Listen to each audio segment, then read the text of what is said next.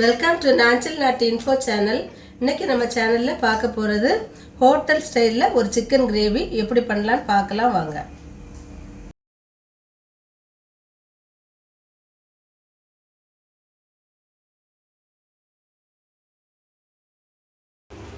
ஒரு தக்காளி, ஒரு பெரிய வெங்காயம் மிக்சியில் போட்டு அரைக்கிறதுக்காக கட் பண்ணி வச்சுருக்கேன். இதை நம்ம மிக்சியில் போட்டு நல்ல பேஸ்ட்டாக அரைச்சி எடுத்துடலாம்.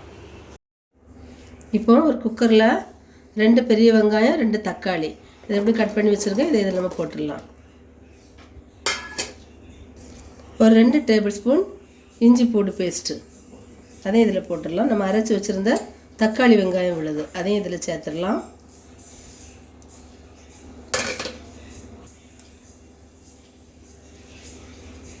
ஒரு ஸ்பூன் மஞ்சள் தூள் அதையும் இதில் போட்டுடலாம்.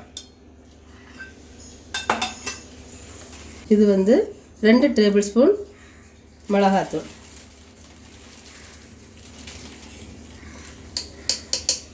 இன்னும் கொஞ்சமாக கருவேப்பிலை.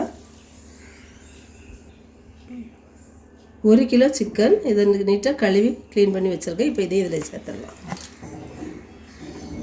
இதில் கொஞ்சம் நம்ம தேவையான அளவு கொஞ்சமாக எண்ணெய் விட்டுடலாம். உப்பு 1 ஸ்பூன் போட்டிருக்கேன். இது நம்ம அப்புறமா பார்த்துட்டு போட்டுவிடலாம். இப்படி எல்லாம் இதை நல்லா நம்ம மிக்ஸ் பண்ணிடலாம். இது நம்ம கொஞ்சமாக தண்ணி சேர்த்துக்கிடுவோம். ரொம்ப தண்ணி சேர்க்க வேண்டாம்.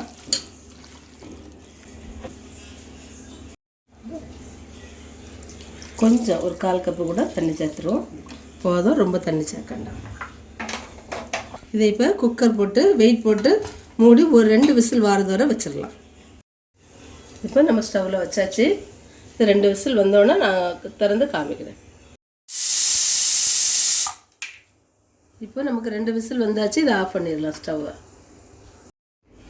இப்போ நமக்கு ஆவியெல்லாம் போயிட்டு நம்ம இதனி திறந்து பார்த்துடலாம். பாருங்கள், நமக்கு இந்த சிக்கன் கிரேவி நல்லா சூப்பராக ரெடி ஆகிட்டு. இப்போது நம்ம இதை ஸ்டவ் ஆன் பண்ணி இந்த குக்கரை கொஞ்சம் நேரம் கூட ஸ்டவ்வில் வச்சு கொஞ்சம் கிரேவி இது பண்ணது வரை, கொஞ்சம் கிரேவி கட்டியாகிறது வரை வைப்போம் அடுப்பில். இப்போ இந்த குழம்பு உப்பு போதாது, அதனால் நான் கொஞ்சமாக உப்பு போட்டுவிடுறேன். உப்பு காரம் அவரவர் தேவைக்கு தகுந்தபடி போட்டுவிடுங்க.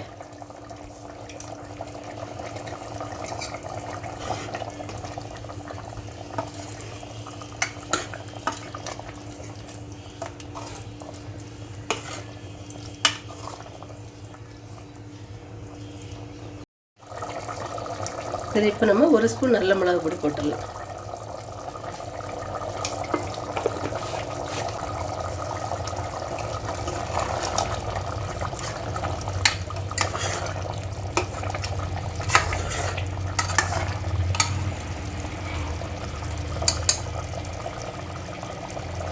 இப்போ நம்ம சிக்கன் குழம்பு ரெடி ஆகிட்டு நம்ம இப்போ இதை ஆஃப் பண்ணிடலாம்.